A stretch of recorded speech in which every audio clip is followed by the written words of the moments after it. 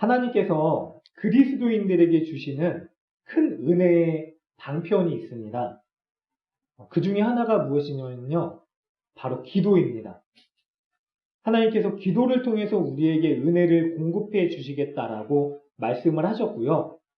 우리는 기도로 살아가는 사람들입니다. 그만큼 기도가 중요하다라는 사실을 말씀하셨고요. 그래서 중요한 것임을 우리는 잘 알고 있습니다. 오늘 말씀처럼요, 누가복음 11장 9절에 보니까 우리가 잘 알고 있는 말씀이죠. 구하라 그러면 너희에게 주실 것이요, 찾으라 그러면 찾아낼 것이요, 문을 두드리라 그러면 너희에게 열릴 것이니 구하는 이마다 받을 것이요, 찾는 이는 찾아낼 것이요, 두드리는 이에게 열릴 것이다 라고 분명하게 말씀하셨습니다. 구하면은 주실 것이다 라고 말씀을 하셨죠. 그러면 이쯤에서 우리가 질문을 해야 됩니다. 여러분들 기도하고 계십니까? 아멘이시죠? 감사합니다. 기도해야 됩니다. 그런데 사실 우리의 삶 가운데서요, 많은 시간을 기도에 할애하지 못하고 있는 게 현실입니다. 가끔 청년들을 만나서 기도 제목을 물어볼 때가 있어요. 기도 제목이 뭐냐, 이제 구체적으로 좀 기도 제목을 알려달라라고 이야기를 하면은요, 많은 청년들이 이런 얘기를 해요. 목사님, 사실 제가 기도 제목이 없는 게 기도 제목입니다 라고 얘기를 합니다. 기도 제목이 딱히 없대요. 생각나는 게. 근데 정말 문제는요, 우리 가운데 기도 제목이 없다라는 게 정말로 큰 문제이죠. 그러면은 왜 사람들이 기도 제목이 없다라고 이야기를 할까요? 그 말인즉슨 뭐냐면은요, 기도가 그만큼 절실하게 우리의 삶 가운데 필요하지 않다라고 이야기를 하는 것이기도 하죠. 그런 생각 때문에 기도 제목을 나누고 내가 기도하지 못할 때 간절히 기도 부탁을 하는 일들을 하지 않는 것이기도 합니다. 그러면은 왜 기도가 그만큼 절실하지 않는가? 두 가지 정도의 이유를 생각해 볼 수가 있는데요. 우리의 삶 가운데서 이미 우리가 결핍이 없을 정도로 풍요로운 삶을 누리고 있기 때문에 하나님께서 굳이 주시거나 하나님께 부탁하지 않아도, 기도 부탁을 하지 않아도 충분하다라고 생각하는 착각 때문입니다. 그래서 어떤 생각을 하냐면요, 내가 하나님 앞에 별로 해드린 것도 없는데 필요할 때 기도 부탁을 하는 게 너무나 좀 미안하다라고 생각을 하기도 합니다. 그러나 기도는 그런 게 아닙니다. 또 기도 부탁을 왜 하지 않느냐, 왜 기도를 하지 않느냐면요, 현실에서 우리가 기도한 대로 응답되지 않는 일들을 많이 경험하기 때문에 그렇습니다. 우리가 기도한다고 사실 기도한 대로 하나님께서 들어주시는 것이 아니다라는 사실을 우리가 알고 있습니다. 근데 이것 또한 기도라는 것 자체가요, 하나님께서 우리의 원함을 이루어 주시는 것이다라고 생각하는 잘못된 정의에서 비롯된 것입니다. 그런 게 아니거든요, 사실. 그래서 우리는 기도의 응답이 되지 않으면은 여러 가지 이유를 찾습니다. 심지어는 많은 책들이나 그 세미나 중에 하나님께서 이루어 주시는 기도 응답을 받는 비결, 이런 것들도 많이 있죠. 우리가 기도 응답을 받지 못하는 이유에 대해서 제일 먼저 찾을 수 있는 이유 중에 하나가 무엇이냐면요, 우리의 믿음이 부족해서이다 라고 생각을 하기도 합니다. 야고보서 1장에 보면은요, 이런 말씀이 있어요. 오직 믿음으로 구하고 조금도 의심하지 말라. 의심하는 자는 마치 바람에 밀려 요동하는 바다 물결 같으니 이런 사람은 무엇이든지 주께 얻기를 생각하지 말라. 두 마음을 품지 말라라고 하는 말씀이 있는데, 그래서 이 말씀을 가지고 우리가 어떻게 생각을 하냐면은, 우리가 기도하고 믿고 간구했으면은 의심하지 말아야 된다라고 생각을 하기도 합니다. 근데 사실 여기서 의심하지 말라고 하는 말은 어떤 의심이냐면요, 기도했기 때문에 그것을 들어주셔야 된다라고 하는 믿음이 아닙니다.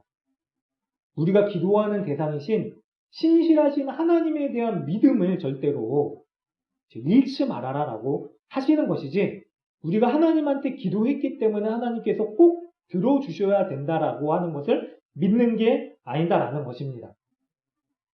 제가 한 번은 초등학교 동창을 만났는데 자매예요. 근데 그 자매가 제가 목사가 됐다라는 말을 듣고 그 얘기를 하더라고요. 언니도 사모님이 됐대요. 아, 그러냐고 그래서 얘기를 했는데 어떻게 그렇게 됐냐라고 물어봤어요. 어떻게 그렇게 됐냐라는 게 잘못됐다라는 게 아니라 어떻게 또 사모님이 되셨대? 그랬더니 이제 얘기를 하는데 형부가 기도를 했대요. 기도를 하고 언니한테 찾아와서 하나님께서 나를 기도했기 때문에 내 아내로 자매님을 주셨다라고 말씀을 하셨습니다. 근데 이 언니가요, 믿음을 해가지고서 그냥 오케이 한 거예요. 그러고서 결혼을 한 거죠. 청년 중에 그런 청년들이 많이 있어요, 실제로. 너무나 마음에 드는 자매나 형제가 있잖아요. 그러면은 기도하고 가서 얘기를 합니다. 기도하는 중에 하나님께서 자매가 내 아내라 주고 하는 확신을 주셨습니다.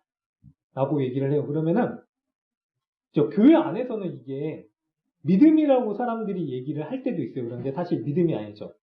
세상에 나가면은 이건 스토킹이죠.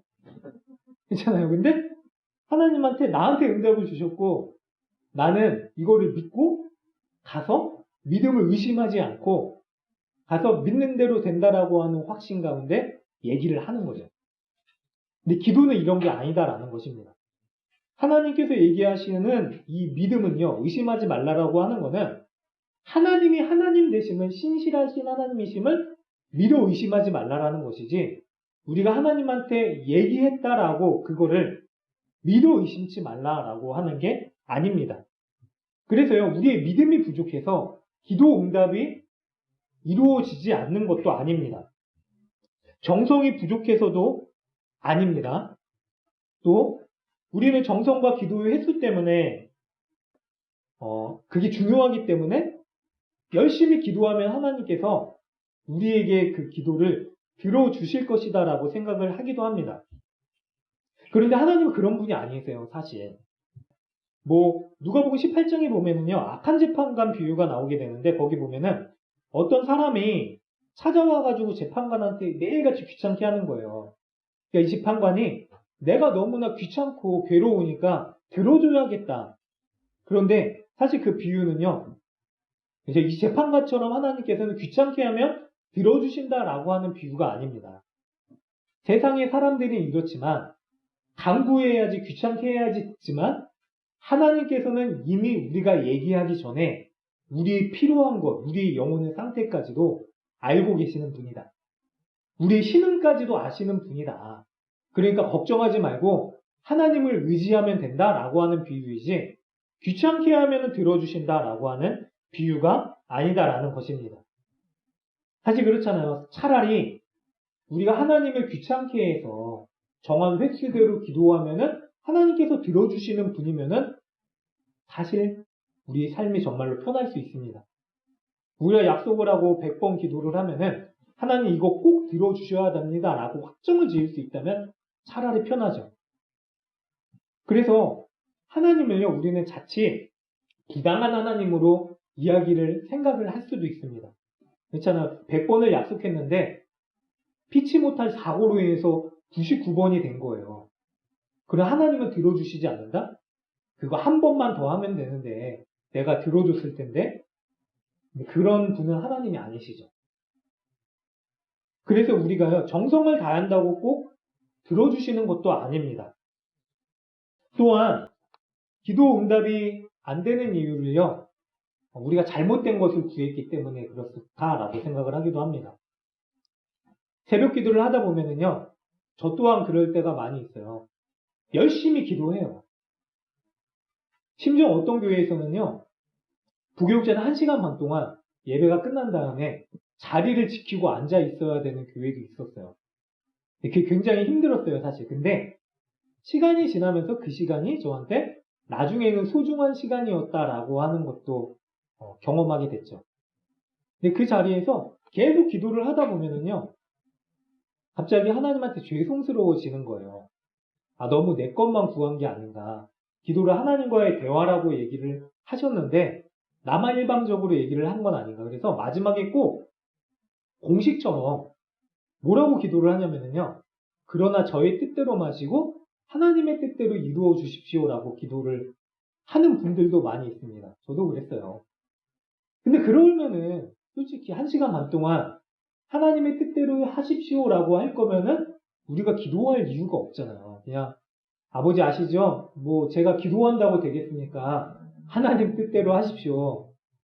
꼭 하나님의 선하신 뜻을 이루어 주십시오라고 그냥 간단하게 기도하면 되잖아요. 그러니까 하나님의 뜻대로 하지 않아서 하나님이 응답해 주시지 않는 것도 아닙니다. 정욕으로 구해서도 아니죠. 그렇죠? 그래서 뭐 우리의 육신의 정욕대로 구하는 것들 때문에 내가 너무 나의 욕심대로 구했나라는 생각을 해서요. 뭐라고 기도를 하냐면요. 하나님 이번 시험 붙여주시면은 제가 꼭 하나님한테 이러한 것들을 하겠습니다. 이번에 승진시켜 주시면은 제가 뭐 이런 부분들을 더 헌신하겠습니다. 심지어는 대학에 보내주시면은 청년들 중에는 제가 1년을 꼭 하나님한테 드려서 단기 선교에 헌신하겠습니다. 이런 기도를 하기도 하죠. 근데 그거는 하나님한테 협상하고자 하는 마음이지 진실된 기도의 모습이 아닙니다. 하나님은요, 하나님께서 이미 우리에게 주실 것을 알고 계시고요. 그리고 하나님께서는요, 우리에게 주고자 하시는 분입니다. 우리 모든 기도를요, 하나님께서는 듣고 계십니다. 기도는 공식을 따라서 기도해야지 하나님께서 들어주시는 것도 아니고요. 또 하나님의 원함을 따라 기도해야지 들어주시는 것도 아닙니다. 기도는 그냥 기도하는 겁니다. 사실. 기도는요, 하나님을 찾는 겁니다. 그리고 기도는요, 진실한 신앙 고백이고요. 기도는 하나님을 경험하는 것입니다. 내 뜻대로가 아니라 아버지의 뜻대로 살기로 원합니다. 하나님 그래서요, 하나님과 신실하게 살고 싶습니다 라고 하는 고백이 바로 기도입니다. 그래서 기도는 우리가 어느 때이든지 할 수 있는 것입니다. 오늘 본문을 보면은요, 주님이 가르쳐 주신 기도를 통해서 이 얘기가 시작됩니다.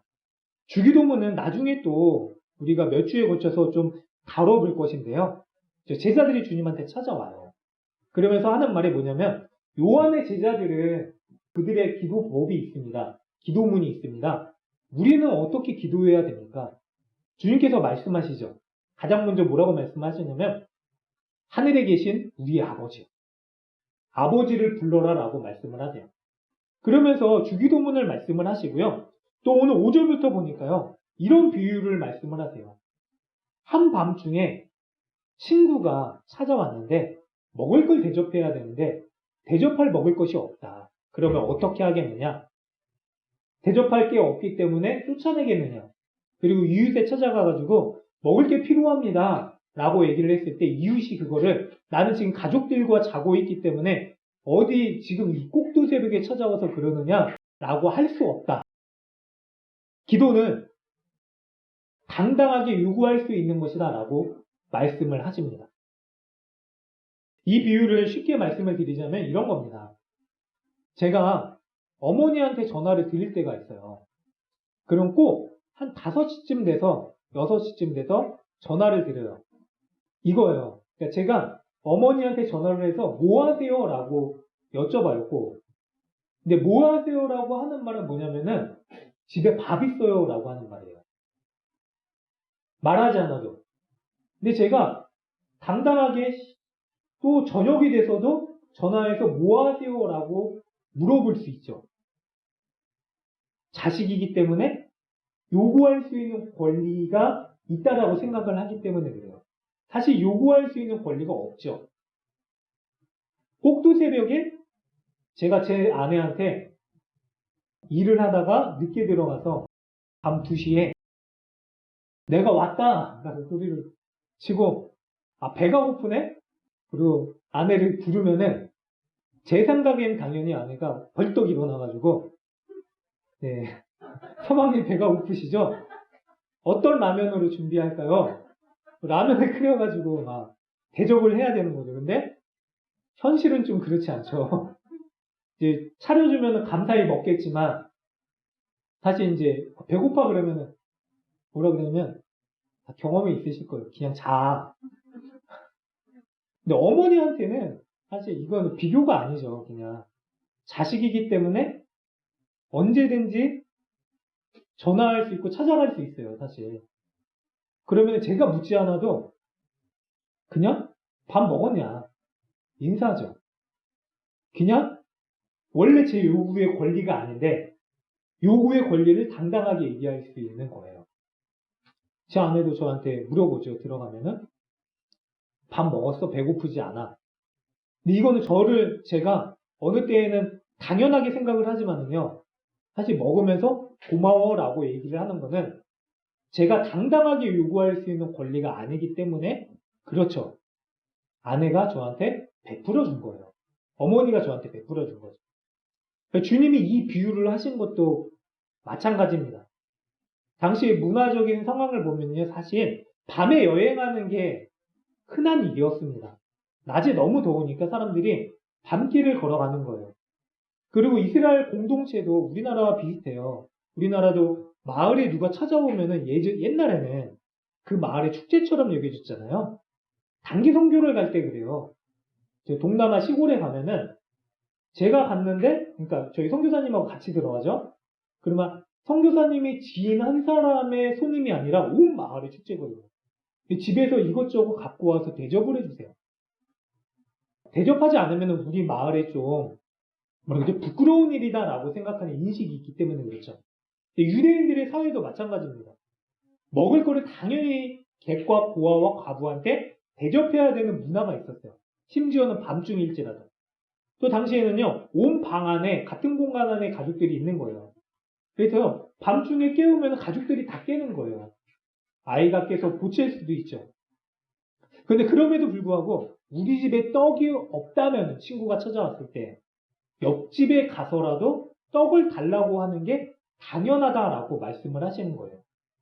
여기를 보니까요, 강청하다라고 성경에서 얘기를 하고 있습니다.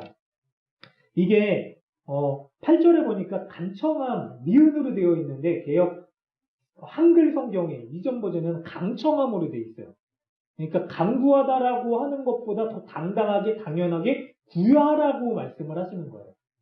언어적인 뜻을 보면은 이게 부끄러움, 수치 그런 뜻을 내포하고 있어요. 그러니까 부끄러움과 수치를 두려워하지 말고 당당하게 달라고 해라라고 말씀을 하는 거죠. 기도가 그렇다라는 것입니다. 기도를 아버지 하나님을 부르는 것이다 라고 주님께서 시작을 하셨어요. 그래서 그 아버지 하나님한테 나아가서 당당하게 뻔뻔함을 무릅쓰고 너희가 부끄러워하지 않고 또 죄송스러워하지 말고 자녀로서 당연히 구해야 될 것을 구하는 것이다 라고 말씀을 하는 거죠. 그러면서 또 하시는 말씀이요. 11절부터 보니까 너희 중에 아버지 된 자로서 다시 아버지로 마무리를 지으세요. 아버지 된 자로서 누가 아들이 생선을 달라고 하는데 생선 대신에 뱀을 주며 마태복음 7장에도 이 비유가 나오거든요. 누가 떡을 달라고 하는데 돌을 주겠느냐. 그리고 알을 달라고 하는데 정갈을 주겠느냐. 그리고 너희가 할지라도 좋은 것을 자식에게 줄 알거든 하물며 너희 하늘아버지께서 구하는 자에게 성령을 주시지 않겠느냐라고 말씀을 하십니다. 생각을 해보세요. 우리가 이미 그러한 사랑과 은혜를 경험했습니다. 좋은 아버지는요, 자식이 무엇을 달라고 하든지 그거를 주는 아버지가 좋은 아버지가 아닙니다. 좋은 아버지는요, 자식에게 가장 필요한 것이 무엇인지를 주는 아버지입니다. 그런데 기도가 이런 것이래요. 자, 돌을 달라고 해도 떡을 주신대요. 알을 달라고 하는데 정갈을 주시지 않는데요. 나쁜 것을 구해도 좋은 것을 주시고, 그리고 좋은 것을 구하면 당연히 좋은 것을 주시고, 심지어는 구하지 않아도 주시는 아버지시다라고 말씀을 하세요. 그렇잖아요. 제가 만약에 어렸을 때 밥 먹기를 싫어해가지고 밥을 안 먹겠다라고 얘기를 해요. 부모님한테. 때를 쓰죠. 울어요. 그러면은 저희 아버지가 아, 그래? 아빠는 인격적인 아빠니까 너의 의견을 존중해서 밥을 안 줄게. 대신에 달라 그러면 줄게. 근데 쫄쫄 굶어요. 그래서 쓰러졌어요. 그럼 그때 가서 아버지가 얘기를 하시는 거죠. 아, 달라 그랬으면 줬을 텐데 네가 안 달라 그랬으니까 내가 못 줬다. 이건 아버지가 아니죠. 진정한 아버지는요, 자식이 나쁜 것을 달라고 하면은 좋은 것을 주시는 아버지시고요. 또 좋은 것을 구하면은 가장 좋은 것으로 주시고요. 심지어는 구하지 못할 때에도, 구하는 것을 모를 때에도 가장 좋은 것으로 우리에게 주고자 하시는 분이십니다. 그게 진짜 아버지죠. 그런데요, 우리는 이 아버지를요, 내가 이렇게 하지 않으면 주시지 않을까봐 고민하면서요. 그렇게 아버지한테 구할 것을 고르면서 찾고 있는 기도를 하고 있었던 것입니다. 모르는 사람한테 부탁할 때 그럽니다. 저 사람한테 잘 보여야지. 저 사람이 원하는 것을 좀 들어줘야지 그 사람이 내 부탁을 들어줄 것이다 라고 생각을 합니다. 그래서 기도할 때도요. 하나님께서 그렇죠. 하나님 보시기에 기뻐하는 일을 해야지 내가 좀 더 당당하게 구할 수 있지 않을까라고 생각을 하기도 합니다. 여러 가지 조건을 붙이기도 합니다. 내가 삶 가운데서 이거를 제대로 하나님 기쁘신 뜻대로 살지 못하면 구하지 못하는 거 아닌가라고 생각을 해서요. 기도하지 못할 때도 있습니다. 그러나요. 주님께서는요. 우리에게 뻔뻔스러운 우리만큼 담대하게 구하라라고 말씀을 하고 계십니다. 그래서 히브리서 4장 16절에 보면은요. 우리는 긍휼하심을 받고 때를 따라 돕는 은혜를 얻기 위해서 은혜의 보좌 앞에 담대히 나아갈 것이다 라고 말씀을 하고 계세요. 구하라라고 말씀을 하시는 거예요. 이 기도는요. 쉬지 말고 구해야 되는 영혼의 호흡입니다. 그래서 9절부터 10절에요. 이 구하라 주실 것이요. 찾아라 그러면 줄 것이요. 문 두드리라 그러면 열릴 것이다. 이게 계속되는 동사로 쓰여져 있어요. 진행형 동사인데 계속해서 구하라는 것이에요. 무엇을 구할까요? 우리가 마지막에 읽었었던 말씀처럼요. 하나님께서 무조건 구해라. 무엇이든지 구해라. 그러면 가장 좋은 성령을 주실 것이다. 이게 무슨 뜻이냐면요. 하나님이신 성령 하나님을 하나님께서 가장 좋은 것으로 주겠다라고 말씀을 하시는 거예요. 우리가 기도할 때 구하는 것들을 통해서 얻어야 될 것이 무엇이냐면요. 다른 게 아닙니다. 육신의 여러 가지 피로도 구해야 되지만요. 피로를 구하는 것으로 끝나는 게 아니라요. 그 피로를 통해서 이것을 주시는 분이신 하나님을 구해야 되는 거죠. 하나님을 만나야 되는 겁니다. 하나님을 얻는 것입니다. 그래서 끊임없이 기도해야 되는 이유가 무엇이냐면요. 날마다 그 하나님을 경험하고 하나님이 나와 함께 하심을 확인하고 또 하나님께서 나를 도우시고 나에게 모든 필요를 공급해 주시는 분이심을 확신하고 살아가라고 하는 것이 바로 기도하라라고 하는 이유입니다. 그래서 기도는요. 끊임없이 우리 영혼이 쉬지 말고 구해야 되는 영혼의 호흡입니다. 하나님께서 이미 우리에게 주실 것을 다 준비하셨다라고 말씀을 하십니다. 그리고 이미 주셨어요. 사실 우리의 삶을 돌이켜 보면은 우리가 깨달을 수 있습니다. 때로는 우리가 구하지 못하고요. 구하지 않아도 교만해서 하나님을 찾지 않아도요. 지금까지 살아온 우리의 삶을 살펴보면은요. 하나님께서 주셨구나. 내가 구하지 않아도 주셨구나. 내가 교만해서 하나님을 멀리 떠나 있을 때도 하나님께서는 나에게 이것을 준비해 주고 계셨구나. 라고 하는 삶의 고백이 있을 수밖에 없는 게 우리의 인생이죠. 그래서요, 기도는요, 그 하나님을 날마다 경험하고 아버지라고 부르고 아버지라고 믿는 확신 가운데 살아가는 것입니다. 그것이 바로 기도이죠. 우리는 하나님께서 우리에게 가장 좋은 것을 주시고 그리고 하나님을 믿어 의심치 않는 하나님이심을 깨닫는 기도를 그래서 해야 되는 것입니다. 우리가 기도하는 목적은요. 우리가 원하고 필요한 것을 하나님께 얻어내기 위해서 기도하는 게 아니고요. 우리가 기도하는 목적은요. 바로 하나님이신 그분 자체이십니다. 하나님을 구하는 거예요. 하나님을 찾는 거예요. 그래서 궁극적으로 우리가 경험하는 게 뭐냐면요. 하나님의 아버지이심을 경험하는 게 바로 기도입니다. 우리 육신의 아버지는요, 연약하세요, 사실. 부족한 부분도 많이 있죠. 그래서 실망할 때도 있습니다, 당연히. 얼마 전에 그 이어룡 교수님이 소천하셨잖아요. 그분의 딸이 이민아 목사님이라고 계세요. 근데 불신자였거든요, 이어룡 교수님이. 왜 예수를 믿게 됐냐면은, 이민아 목사가 결혼을 했다가 이혼했죠. 김한길 그 문화부 장관 결혼할 때 이혼을 하고 두 번째 또 결혼을 했는데, 자녀를 낳는데 자폐가 있는 거예요. 그런데 설상가상으로 본인한테도 암이 찾아온 거죠. 근데 이어룡 교수가 너무나 불쌍하니까 인생이 딸 곁에서 그 딸을 만나고 또 보고 있는데, 이 이민아 목사가 그렇게 힘든 중에도 날마다 아버지 하나님을 찾으면서 찬양을 고백하고 있더라고요. 웃으면서 육신의 아버지인 이어룡 교수한테도 아버지도 하나님 아버지를 믿으셔야 됩니다. 그러니까 이 장관이 생각을 한 거죠.